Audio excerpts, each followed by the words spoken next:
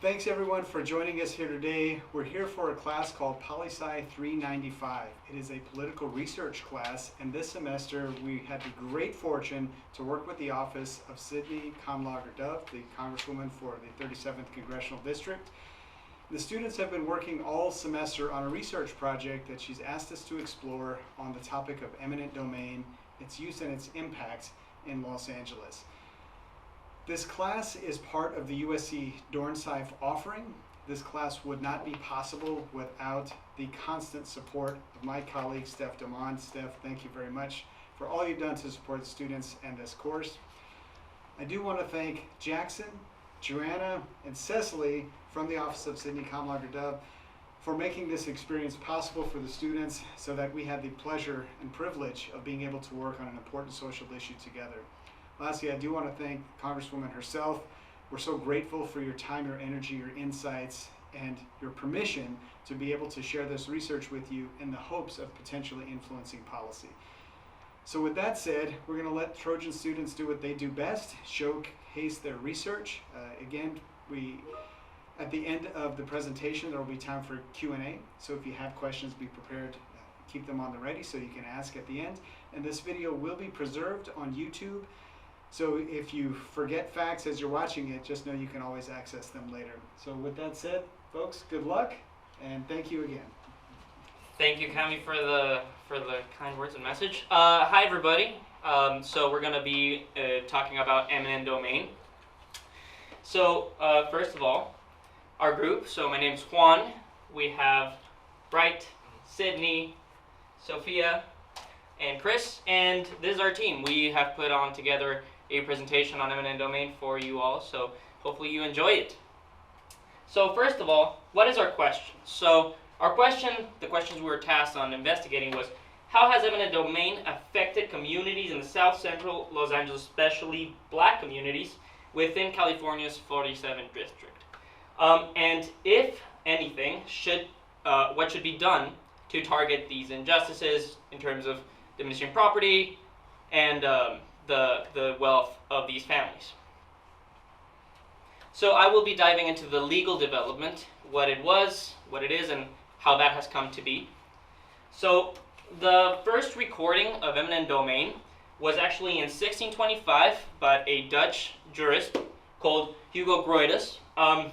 And the first quote says, "The property of the subject is under the eminent domain of the state, so that the state or he who shall act before it can take or alienate property and destroy property if it is necessary." So that was the first recording of eminent domain. However, we get our power of eminent domain through the Fifth Amendment, the Takings Clause of the Fifth Amendment, which states, "Nor shall private property be taken for public use without fair compensation." That simple clause gives the federal government the sovereign power to take away property under what it deems fair compensation. So a great example of federal application of eminent domain comes through the Natural Gas Act, first passed in 1938 as one of the war amendments. It was passed in order to allow private transfer of property for oil and gas companies in order to boost energy production due to the current, the experiences of the war. And it was then amended in 1947 after the war ended, and the amendment deemed that only authorized companies by the Federal Power Commission were allowed to act with eminent domain. And this has been further expanded in 2021 by a ruling by the Supreme Court in Penn East Co. versus New Jersey, which deems that the federal government can not only take private land, it can also take state-owned land if it is to further these efforts by these gas and oil companies. So that has led to what the current developments are. So there is a landmark case in Kelo versus City of New London. This case pertained to Suzette Kelo. Her property was taken to build a new hotel and economic area. So she sued the state because it was a private-to-private transfer. They transferred the property to a private entity, and so she sued the city, and we got the Kelo versus City of New London case, which determined if property can be transferred from private to private party to boost economic development, if that was within the clause of fair use. So how that ruled is the Supreme Court ruled that it was up to the states to determine this. So after Kelo, we saw massive legislative action. In fact, 47 states have passed legislation pertaining to this limitation of private to private transfers. Post Kelo, pre-Kelo, it was only 8 states had legislation limiting this, and everybody abided by what was known as public use, being for public corporations, public entities. Now it is a private to private transfer of property. So in California, a package of bills has been passed since, which we'll explore in a little bit.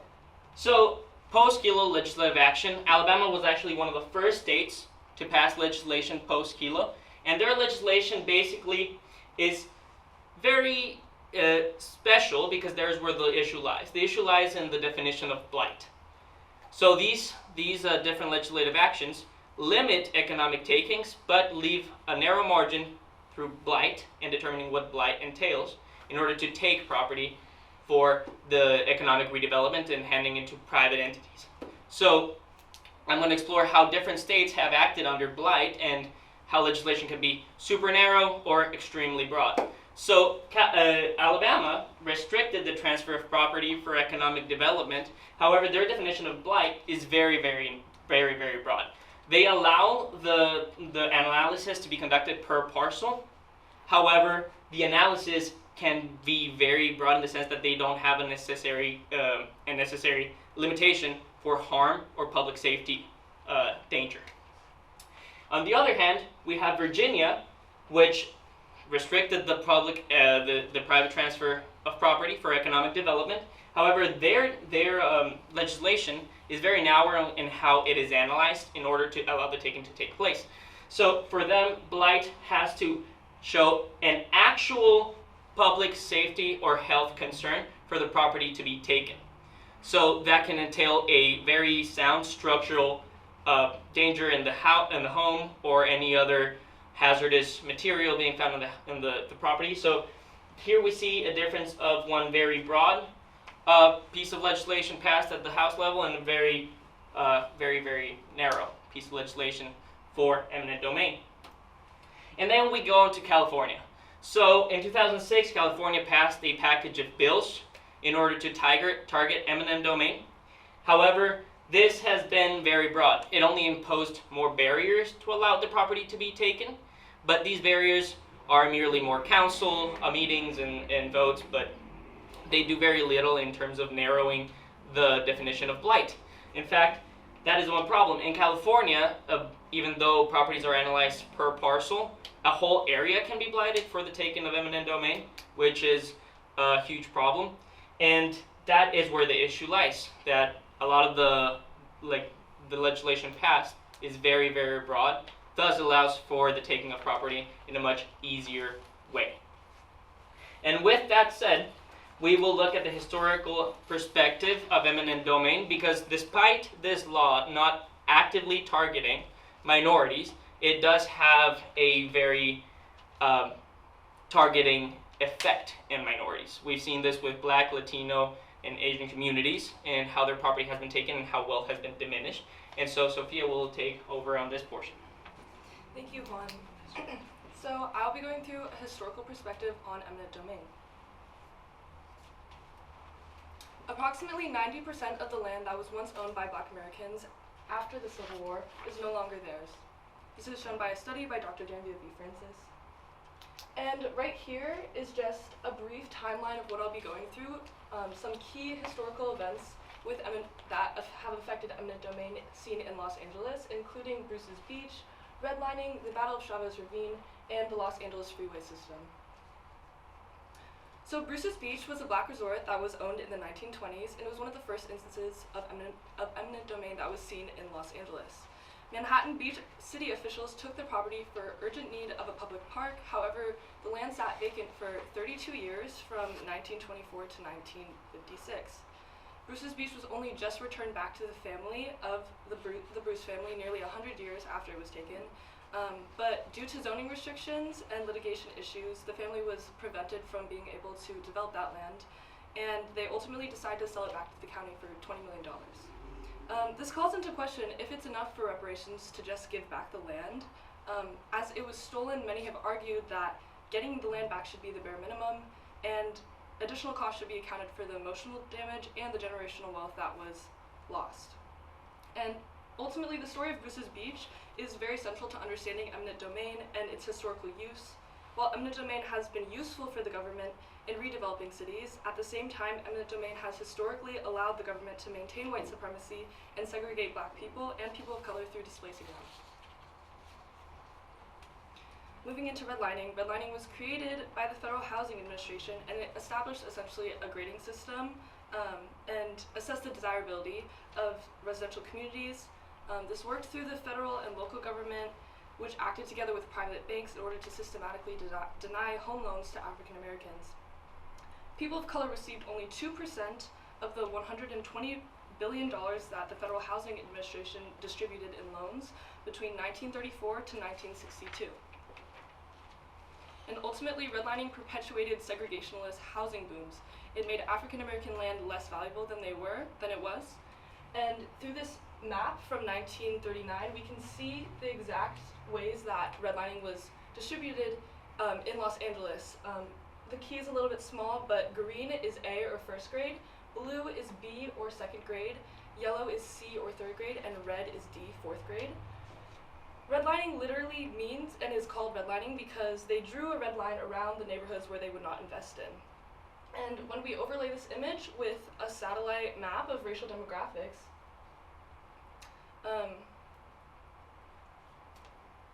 we can see that government officials gave BIPOC communities lower rankings in comparison to white communities. In 1968, the Fair Housing Act outlawed racially motivated redlining, but its effects still endure. African American neighborhoods are more likely to be overcrowded and in more poor conditions due to redlining. And a study even found that historically redlined areas were close to twice as likely to have residents with more poor health than in non-redlined areas. The Battle of Chavez Ravine was a Mexican-American community which was labeled as blighted, and it was taken for a public housing project known as Elysian Park Heights. Most residents resisted displacement, which led to a very violent decade-long battle known as the Battle of Chavez Ravine.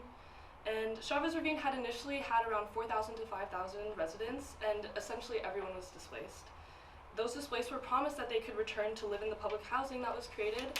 However, the 352 acres of land was then sold to the owner of the Brooklyn Dodgers, and the Dodgers Stadium was instead built. The public housing was never created, and the people of Chavez Ravine were forced to disperse across Los Angeles, not only losing their homes, but also losing their tight-knit community that they had created. And the Los Angeles freeway system. Los Angeles invented the freeway system in a lot of ways. The Arroyo Seco and the Ramona freeways were among the first built in the world. And the freeway system produced one of the world's largest interurban transit systems and one of the most concentrated pockets of air pollution in America. In 1958, city planners had originally created a freeway plan that went through Hollywood and other wealthy cities. However, these cities used their political power in order to manipulate the plans to go through blighted and more undeveloped areas. Communities of low-income people, people of color, immigrants, and non-English speaking people with lower property values were higher targets, as their communities were ranked lower by redlining. As shown by this picture, this shows the original 1958 map through the dotted lines. The dotted lines are the original proposed freeway, and the bolded lines are the actual freeway that we see now in Los Angeles. Through lobbying local interests, the freeway ended up warping to go specifically through African American and Latino neighborhoods, and essentially neighborhoods that had less political power. And a lot of people say that the freeway system looks a lot like a spaghetti bowl due to its very tangled and unorganized structure. The East LA interchange is passed by 2.4 million vehicles a day, and that's about 874 million a year. And the East LA interchange is the first junction of its kind, with 4 freeways stacked on top of each other, comprised of the 5, the 10, the 101, and the 60 freeways, and it resides in Boyle Heights. So Boyle Heights was a community that was known to be one of the most racially diverse communities in California. It was home to Japanese, Mexican, Russian, Jewish, and Black Americans, but by the 1960s it mainly consisted of Black and Latino people, and the freeway construction occurred for more than 2 decades in Boyle Heights, despite community efforts to stop it, which ultimately led to around 15,000 residents being displaced. Residents of Boyle Heights and the surrounding areas of the East LA interchange deal with the largest freeway system in North America. A study by the California Air Resource Board in 2003 found that school children are inhaling some of the nation's highest level of particulate matter. Particulate matter is a microscopic pollutant that has been shown to cause severe respiratory, cardiac, and other life-threatening illnesses, which is mainly coming from diesel truck emissions. And we do have a video. So in order just to put things more into perspective, we want to show this video that helps us visualize the displacement of these communities, showing the way that these communities were in 1945 versus after the freeway system was built in 1972. The freeway system in Los Angeles has undoubtedly played a pivotal role in expansion of cities into suburbs, and it's facilitated greater mobility in Los Angeles. However, this expansion has came at the cost of thousands of people's homes in Black and Latino communities. Nevertheless, freeway expansion is still happening today. Last year, the California Department of Transportation, also known as Caltrans, and the Orange County Transportation Authority finished the 405 freeway expansion, which was a $2.1 billion project. However, researchers have found that actually expanding freeways can create more traffic through a process called induced demand. This study by Matthew Turner and Gilles Duranton found that increasing road capacity by 1% actually leads to an increase in the amount of cars by 1% in just a few years later. Despite this, Caltrans and Metro are still proposing to expand even more freeways in LA, and that will just continue to displace more BIPOC communities. And speaking of Caltrans, Caltrans took homes through eminent domain in the 1950s and the 60s as a part of plans to extend the 710 freeway. However, protests and lawsuits ended up delaying this project and it never happened. So ultimately, Caltrans ended up owning about 400 properties, with at least 120 of them being vacant. And blocks away from this, from these boarded up vacant houses, are streets filled with homeless people with nowhere left to go. However, Caltrans has spent $23 million on security to prevent people from breaking in and residing in these vacant homes. Under the Fifth Amendment, the exercise of eminent domain is justified for the development of public properties, yet Caltrans continues to maintain these privately owned homes for nearly 70 years. And that leads me to how has eminent domain really impacted these communities today? Today, Black Americans face the most compounding impacts of racial discrimination, historical segregation, income inequality, and racial barriers within housing. Low-income neighborhoods and people of color typically face hotter conditions in Los Angeles due to more extreme surface urban heat than wealthier and whiter suburban neighborhoods. Not only do these conditions result in hospitalizations and fatalities at its hottest parts, but it also exacerbates financial burdens of paying heat-related expenses for already financially struggling households. A study that looked at summertime temperature peaks found that in 75% of the counties, there was significantly higher heat in low-income neighborhoods and in BIPOC communities. Furthermore, Los Angeles has one of the highest rates of childhood asthma in the nation, and this is twice as common in African American children. The CalEnviro Screen method is a screening methodology that can be used to help identify California communities that are disproportionately burdened by multiple sources of pollution. As shown by this map, it shows how the pollution burden is heaviest in South Los Angeles, shown by the yellow, orange, and red being the most concentrated pollution. Thus, eminent domain has disproportionately targeted neighborhoods inhabited by people of color, resulting in displacement, loss of cultural heritage, and economic marginalization.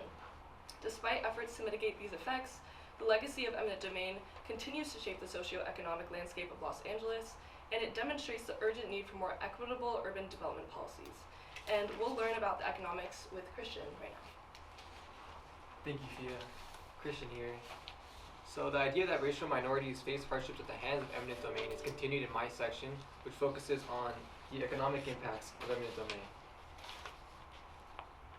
Alright, so to understand how eminent domain impacts the economy, we must investigate economic effects of judicial decisions regarding eminent domain.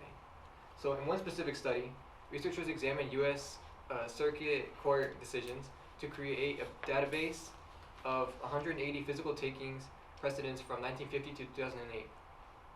This was to assess how judicial rulings regarding eminent domain influence property values and GDP growth. The results of this study found that rulings that made it easier for the government to use eminent domain actually were followed by a 1% increase in GDP growth and a 2% increase in property values after 2 years. So now I turn your attention to these graphs. It may seem a little intimidating, but I'm going to explain them. So the blue line is the main line we're going to look at. I don't know how clear it is from here. And then the red lines show the confidence intervals. And whenever the blue line is above the 0 line, it shows an increase. And whenever it's below, it shows a decrease. And so the left graph right here shows the time leading up to the decision. And it just basically represents the economic trends that we can imagine would keep going on. And the ones on the right show the time after the decision. And so while this is a general study, there are some specific factors to consider in these eminent domain projects. For example, one factor was the perceived risk by the public, which led to underinvestment and lower property prices, resulting in an economic decrease. Projects that yielded significant public benefit actually led to a positive increase in economic outcomes.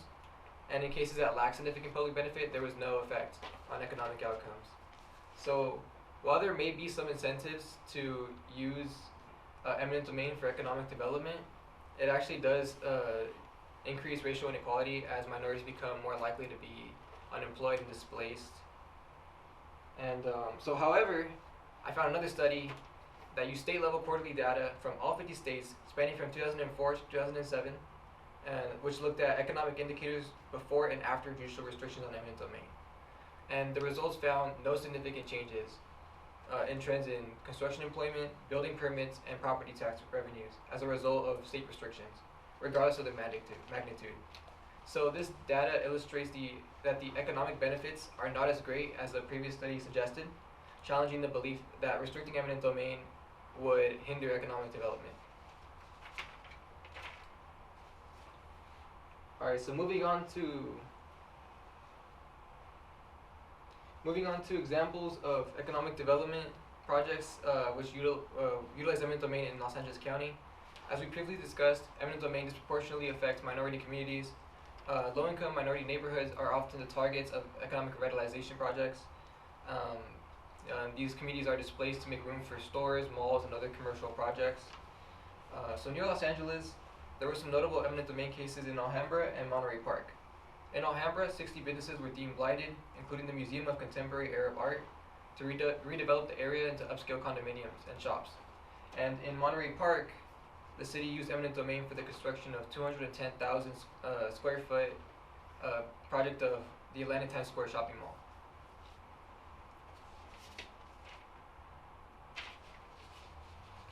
So eminent domain not only affects the expropriated properties, but it also affects neighboring and broader citywide property values.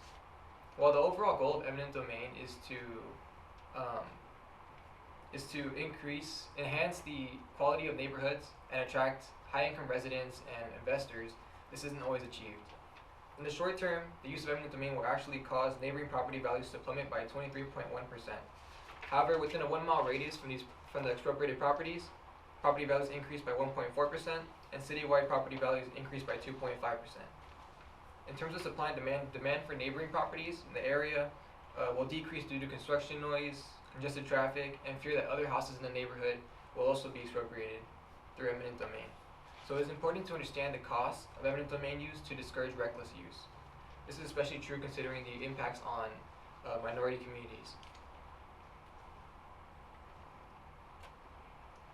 Okay, so eminent domain is also leveraged as an investment tool by elites to protect and enhance their real estate investments. And this is done by condemning blighted properties. In the past, a small number of real estate interests and politicians conspired to create coalitions to reorganize urban land. With the passing of urban renewal legislation, these grew and became locally chartered organizations with the power to condemn blighted areas, which would then be privately redeveloped. So the term blight is supposed to refer to the poor condition of urban infrastructure, which is seen as a threat to turn healthy areas into slums. However, developers labeled any potentially profitable property as blighted to justify the use of eminent domain. So right here I have a political cartoon. I know it might be a little far away, but there's two people in a hazmat suit, and they're finding evidence of blight in a neighborhood. And it's this little weed, this little dandelion.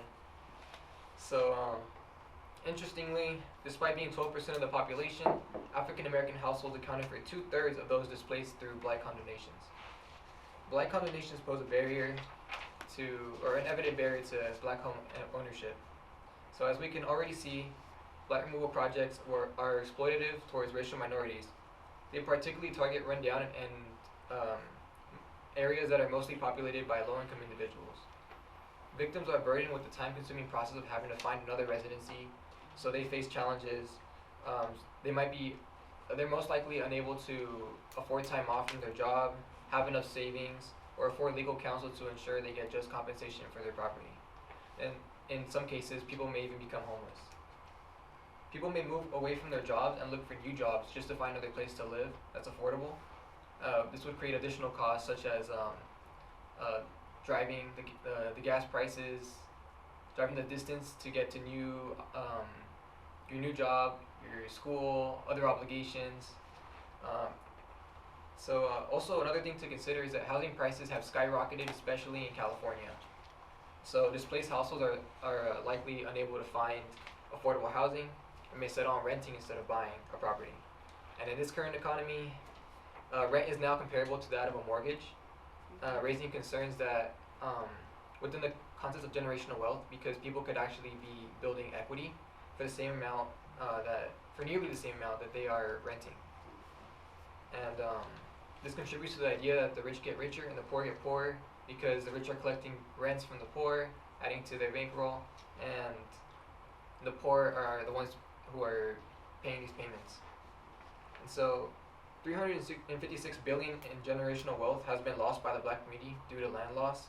And another way for this to occur is when a business is actually the target of expropriation. So the owners not only lose future profits, but also the opportunity to grow their business and then pass it down to their children. The owners also might not have enough funds to start all over. So now, I pass it on to Bright, who will discuss policy solutions to problems that are aroused by eminent domain from an international perspective. Yeah, thank you, Christian. So Juan, Sophia, and Christian just answered the first part of the question, which is, what is eminent domain? What is its legal and economic implications? And why should we care about it? Because of its impacts in LA. Now, Sydney and I are going to take on the second part of the question, which is, so what can we do about it? Before Sydney gets to deal with more practical side of things, I might want to take a bird's-eye view and take more abstract approach by taking a look at how other countries are doing it. So, if we are going to be abstract, why should we care about it in the first place? We believe part of the answer lies in the fact that eminent domain is such a global problem. Such as governments in Japan and South Korea, two of the most advanced countries in the world, tried to build some of the country's most important facilities, like an international airport or a US military base, through eminent domain, and that has created a lot of cacophony. In Japan, the struggle regarding the construction of Narita International Airport has been going over 50 years. Also, you recognize how cities with its own problems often become very utopian, very clean, with no problems, right before an important event like the Olympics or summit meetings. Some governments, like that of Brazil, tried to deal with that problem with eminent domain, like how the Brazilian government tried to bulldoze all those slums in Rio de Janeiro, called favela, right before the Olympics, and that also has left a scar in that community that never goes fully healed. So we would say that it is worth looking into, because it really is what eminent domain is about. It is what really looking into those issues is really about. It is about unearthing the voices of people that are often left unheard, and it is about rediscovering the fabric of those communities. So with those cases comes room for discussion. Because what separates the United States from other countries is how ambiguous everything is in terms of eminent domain. Because in the United States, the usual case is few landmark Supreme Court cases like Hilo versus New London sets a vague national guideline for how to implement those kind of eminent domain procedures, but it is up to individual states' discretion in terms of how specifically you want to interpret it, just like how Huan mentioned it. By looking into how other countries are dealing with these kind of problems, we can answer a series of questions, like what should we unlearn from other countries maybe, or how can we try to take some historical context into account while we try to draft up a series of solutions. If we want to get the procedure more streamlined, there is an East Asian perspective that is really attractive, but is also very dangerous. So these are how, so this is a diagram that shows how eminent domain works in Japan and South Korea. So let me give you a brief summary because it's kind of like unclear right there. So it has 4 steps. In Japan and South Korea, well, first the project runner who wants to develop the land comes up with a proposal, and then the government decides right away whether to approve the project or not, and then it is up to the project runner that comes up with a quote. In other words, how much you want to compensate. And then it's up to condemnee's decision whether to take it or not. If they decide to take it, well, the end of the process, the development starts right away. If they refuses it, there is a second chance for the Central Land Tribunal to come up with another quote, and then comes another process of negotiation. And if that also fails, then it is up to condemnees that have to start up the own litigation process. So that makes things very efficient. By efficient, I mean the whole process often takes less than a year to complete. However, is it really? Because if we look at Japan, it took less than a year for the government to decide where to build that international airport.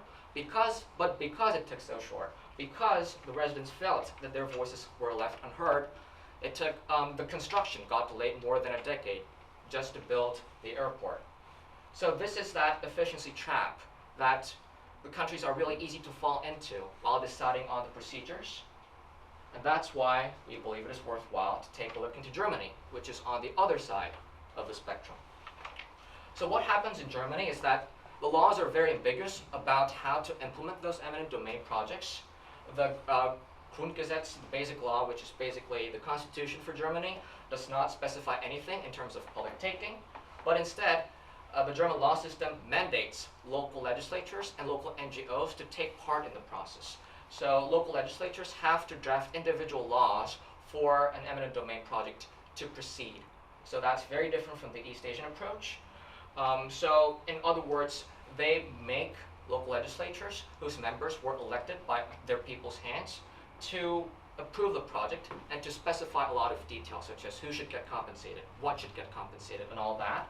And that's what Airbus, Europe's largest aircraft manufacturer, had to go through when they wanted to expand its Finkenwerder airport, its test facility, to try to build a bigger airplane for the company. It took more than 4 years to set up legislation, to get it passed, to pass all those cost-benefit analysis.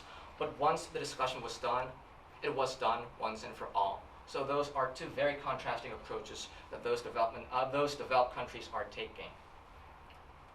It is also worthwhile to take a look into New Zealand, because it's quite similar to Germany in terms of how specific they can often be, but they take vastly different approaches. Germany, it is up to local legislatures that have to come up with specific laws. In New Zealand, there's that one act, Public Works Act, that determines everything. So there's very nitty-gritty details on who should get paid and what should get paid. And some of those things are very universal, but they do allow lots of room for discussion. What really sets Australia and New Zealand apart from other countries is that they have a concept of solation, and they mandate the government or the project runner to pay it for condemnees. Solation is basically a type of compensation that is meant for consolation. So they do acknowledge that the damage of eminent domain often goes far beyond than just physical damage, and they just allow some emotional room for those governments to take that into account so that we can actually try to be more objective in terms of seeing that. I believe those are the type of macro discussions that are worth having, And that is what South Africa has done really well. You can kind of ask, but the United States is kind of different because it has all those historical contexts, like slavery, redlining, Jim Crow laws, you name it. South Africa, arguably went through a similar process because they also had a history of 50 years of apartheid. And what they did in the late 1990s to go through the process of land restitution was actually really well executed. So they set up a committee called Land Claims Commission with an act called Restitution of Land Rights Act. And what they did was a 5-step localized process. So if an individual makes a claim, well, the government kind of took my land forcefully because I was African, because I was black, then it was up to local committee that actually went to the place and did some local verification, conducted some local interviews, and determined whether he or she had a point or not. And then, most importantly, they had the process of negotiation. They just didn't say, well, here's that $50K for your financial loss. They actually allowed them to choose between a set of options. Do you want the land back? That's possible. Do you want financial compensation? Or instead, do you want a job in a federal government, which will make you eligible for other government-led programs? So they kind of recognized that it was more than just physical or financial compensation. They kind of recognized that every so often, eminent domain is more about restoring one's dignity, because by taking one's land, you often take more than your land because you take your whole identity. So Professor Bernadette Atuahini, who's actually a professor at USC Gould, fight on, actually condensed those concepts that the government took into 2 concepts, dignity taking and dignity restoration. So she acknowledged that eminent domain is often more than that. It is about taking a generation's worth of achievement, because it often takes a lot of effort to gain one's land, and to get it taken back from you often takes a lot of emotional toll. So we should focus more than just determining what the fair compensation should be. We should also take a look into how we can restore their dignity, and that concept is put into words of dignity restoration. So that concept, I believe, provides room for discussion for the Congresswoman to think about. So while these might remain a bit abstract, I believe these are the fundamental points that we can look into.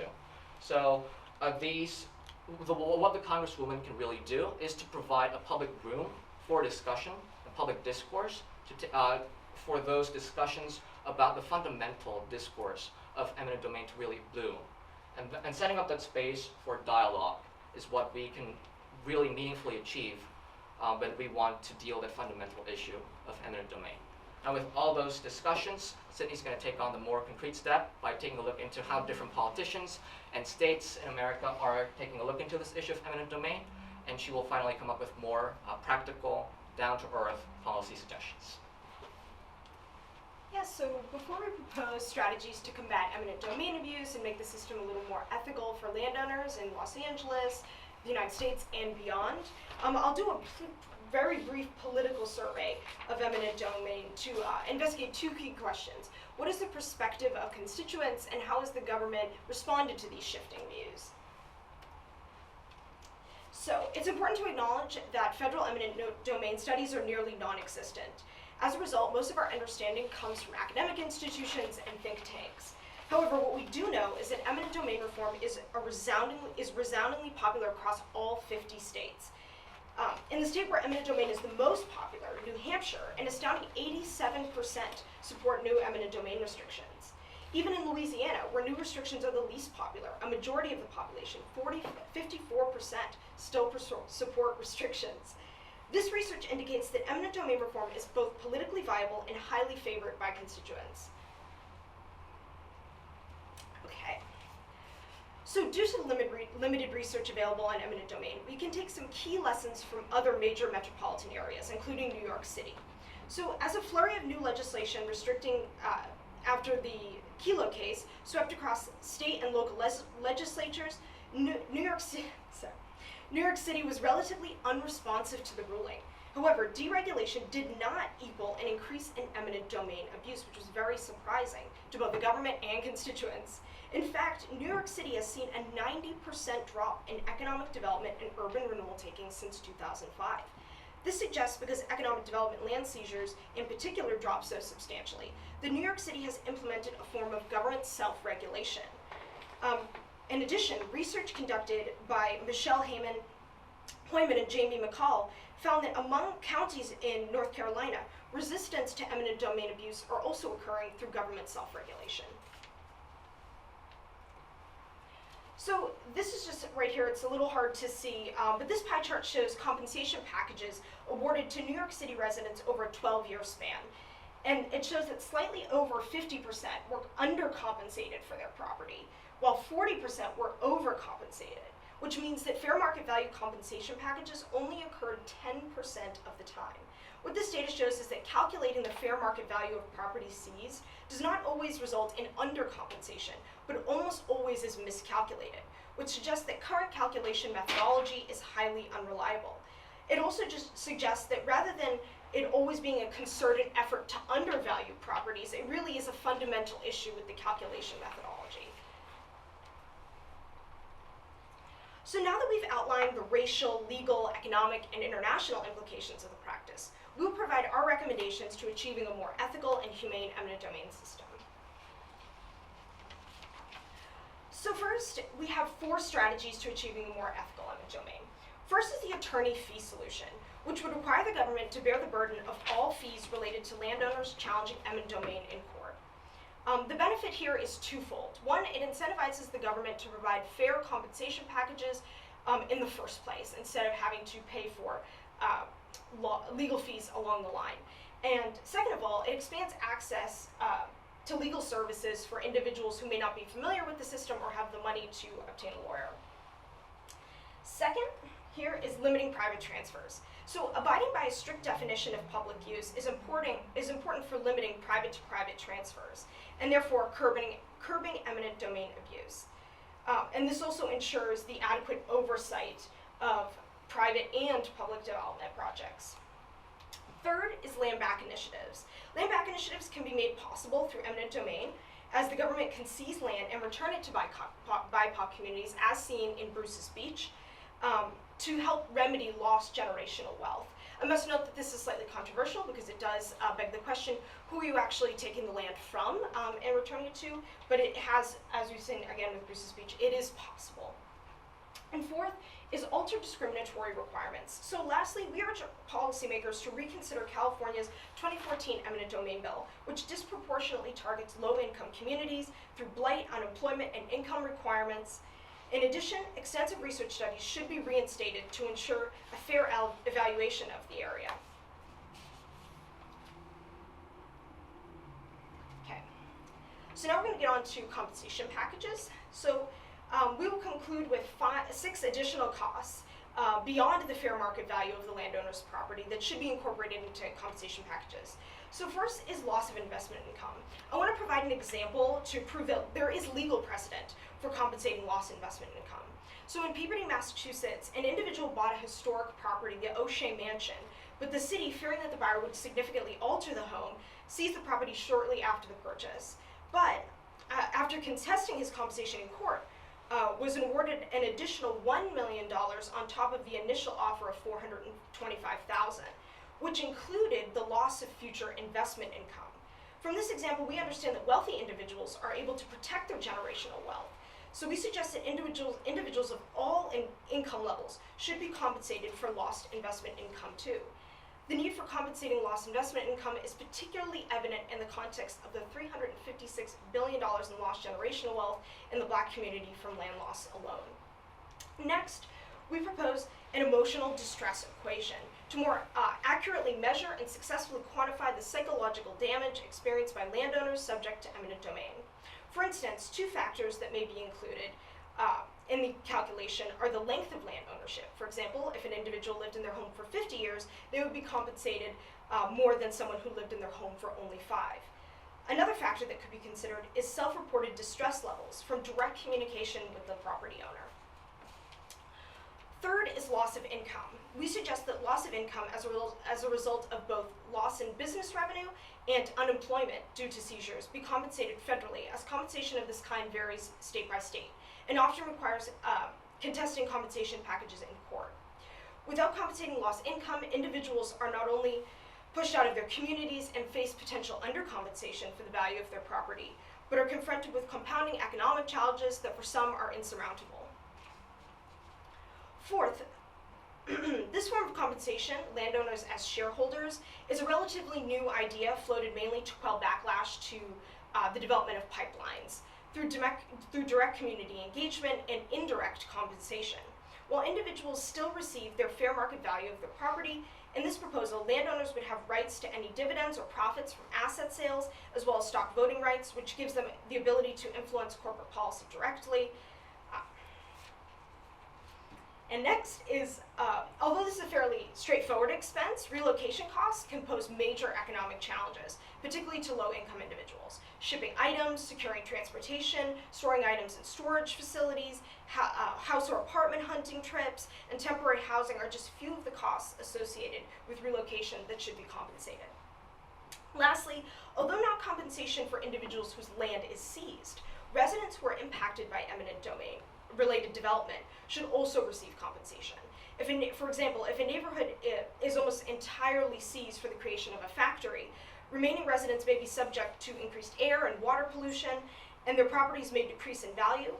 So we believe that these negative externalities must be accounted for in order to create a just system.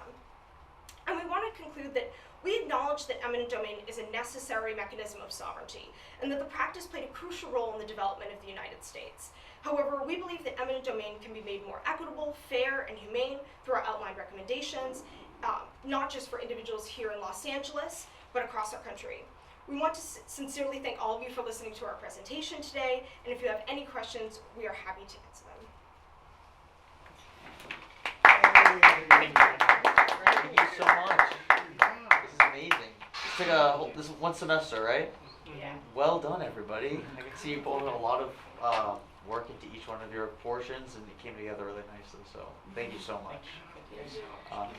Our legislative director had to hop off, but she said it was a wonderful and insightful presentation. She said she couldn't necessarily see the slides, but she's going to review them and have questions for you at the end. And she said thank you so much. Joanna had to hop off for another call, but she just left a few minutes ago. She said thank you for your hard work. She's going to look forward to the slides and have questions after. So I also have a meeting soon, but I'm going to be late to that because I have questions for you, and I'm not going to have a chance to talk to you after this probably. I mean, I'd like to submit questions later, and hopefully you'll be around. But while I have you here, can I ask you a few questions? Sure. Go ahead. All right, great. So first, I want to just clarify. You mentioned that Caltrans spends or has spent $23 million on security. Is that annually or is that in total over the past? In total. In total. Great. And you also mentioned 2.5% increase in city valuations after citywide evaluations of property. Yes, after eminent domain, but then over 20% plummeting in those immediate areas. Right. How do you get to that number of 2% wide? Is that just for inflation? Over how long of a period is that? So it's actually over a short term. Okay. So the numbers come from basically examining property values after the announcement of eminent domain use. So there's a lot of reaction to that and like the perceived public risk. So the immediate after of the announcement? Sorry. So I got that number, Yeah. the immediate after the immediate announcement, and then after the start of the construction, and then I got the net value of in between those. Is that adjusted for inflation? It wasn't specific in the study. I'm just curious, just because it's an interesting consideration from a policy perspective to compare the valuation of citywide, how it affects property values around the city, and then using that to say, is it worth it, to make these, there are a lot of other considerations, like when you build a freeway, you're not necessarily only thinking about property values, but you're also thinking about how that increases the quality of life for people around the entire city, right? So an economic consideration is super important, but it's from a policy perspective, it's also really important to think about some other factors, right, that aren't easily as quantifiable. but that is super helpful. So thank you. Of course. Also, you were mentioning the global perspectives. You mentioned Japan versus Germany versus New Zealand. That it took 1 year for Japan to basically decide what projects were allowed. Germany 4 years, but I did not catch New Zealand. You mentioned New Zealand has basically one specific law that provides specific rules for compensation. Yes. How long does that process usually take? So I would say New Zealand is somewhere in between Japan and Germany. Okay. Germany's rather an outlier. It often takes more than 4 years. I think Airbus is rather on the shorter side of things. Okay. Because it's more like a political compromise, because you have to settle down like which compensation, like who are entitled. So you have to make a case by case basis. While Japan is very streamlined, New Zealand has it all like lined up. So what you have to do is that the environmental court and the local government decides it together on a step to step. So it would normally take 3 to 4 years. So 4 years sound like how long it took for Airbus to build its property. But I would say that 4 years for Germany, when it comes to that Finkenwerder Airbus project, is rather shorter because they actually reclaimed a lot of land. So it didn't really take that much compensation process to begin with. So I would say East Asia lies on one side of the spectrum in terms of how short it often tends to be. And then there's Australia and New Zealand, and then there's Germany. And the United States is really case-by-case basis because it all comes down to like whether there's States. litigation, depending on states, And also, to be clear on the final kind of recommendations that you put together, would you recommend, from your research, more restrictions on a state-by-state basis, or kind of more litigation to review Kilo and thinking about a more nationalized, if that could be possible, a more nationalized response? Yeah, I think there should be a more nationalized response because, as we outlined in the legal development, it definitely varies state by state. And also, it's not even enshrined in state by state law, but it's technically possible. In California, you can technically take it to court and get loss of business, goodwill, and things like that. But most people don't actually know how they can go about the process and getting it. So I think especially compensation needs to be way more standardized, and there also needs to be way more, as we talked about in the international portion, way more negotiation and communication, and that should be something that is guaranteed, not something that is sort of an extra. Totally. Do you know what the Kilo rationale really was? Why was it was brought to the states? Well, I mean, it was brought to states because it was understood that each state manages its process differently, and the culture of the states matter a lot. And given that there were already 8 states, that had limitations on the eminent domain takings for economic development, the court, majorly the liberal justices, surprisingly, except for O'Connor, traditionally conservative justice, sided with the liberal justices to pass this legislation and say, hey, it's up to the states, since we already have precedent, given that states have been regulating private-to-private transfers, it's up to them to determine how much to regulate it. Do you think that would change if you're building interstate freeway, for example? Well, I mean, yeah, when you have interstate aspects, that's when we resort back to the sovereign power of the federal government, which I will explain through the Natural Gas Act. As an example, sovereign power lies on the hands of the federal government. So if the federal government wants to take even state-owned land, it can if it's for the public use. And that's what we saw through Penn East versus New Jersey, which is a very recent decision to 2021. Oh, okay. Okay, so there is a little bit of more legal framework for national. Yeah, there is a framework. However, where it really lies nowadays is the private-to-private transfer. That's where the major contested battle lies. And when we resort back to the question as, well, what do you think it should be more nationalized? I think where the real key issue is the definition of blight. Because that's where states can take an advantage, whether to determine a whole area is blighted, while another state can limit that narrowly. For example, Virginia is a great example of one of the best passages of eminent domain, where it has to have an actual effect on public safety and harm. So that's just an example of how blight can be, just merely defining blight can be have a major implication. Yeah, yeah. One of the major issues, as I'm sure you know through your research, is objective parameters versus subjective parameters, right? That's kind of a major theme in deciding policy outcomes and how the whole process is done. I think one of the interesting things in sort of the last portion of compensation was like maybe the emotional distress equation, because while I think it is incredibly important to talk to people and find out their self-reported emotional distress, from a policy point of view, I'm curious how that is possible to avoid people expressing distress and not necessarily experiencing distress to a certain degree. I think we can base ourselves in the legal world, there are experts who determine, especially in damages, when you have a case of like how much are the damages, the emotional damages, and how they determine it. They have a variety of experts decide what the impact is. So there are ways to do it. Now, I don't think we are emotional damage or Yeah, of course. experts, but we've seen the implementation of these experts in the courtroom, and I think it could serve a lot to implement it into policy. Yeah, I think the next thing I would be really, interested in finding out is what are the costs of all the, if the government would take up all of the legal burdens for eminent domain, because that would also be a big determination on whether or not it's a feasible policy outcome. But that's a bigger project. We could do a whole semester in that if you want. Definitely could. But thank you so much. I really appreciate it. That's all the questions I have.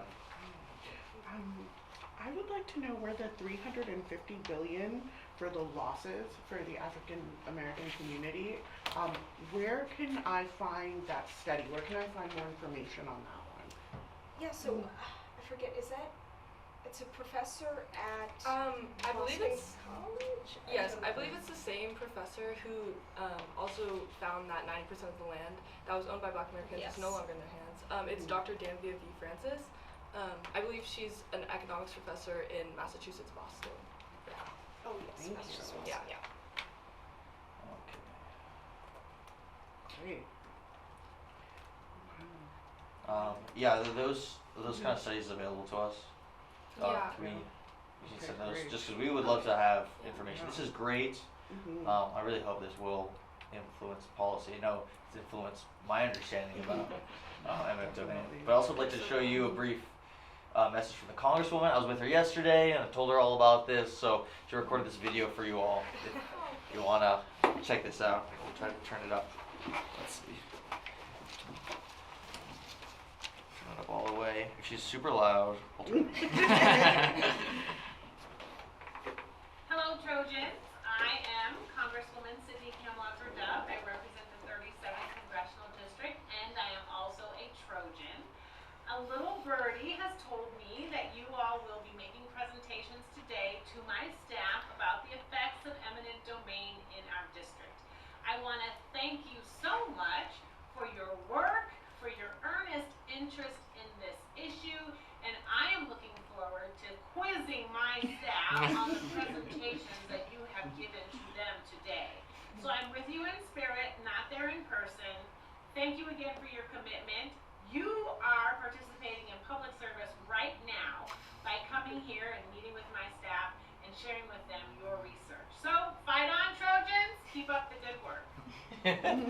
So there's that. We do spend time talking about policy with the Congresswoman. I mean, that's our job as staff. So this sort of stuff is so important for us to get a sense of, I don't have time to do all the research. I have a lot of work I gotta get to right now.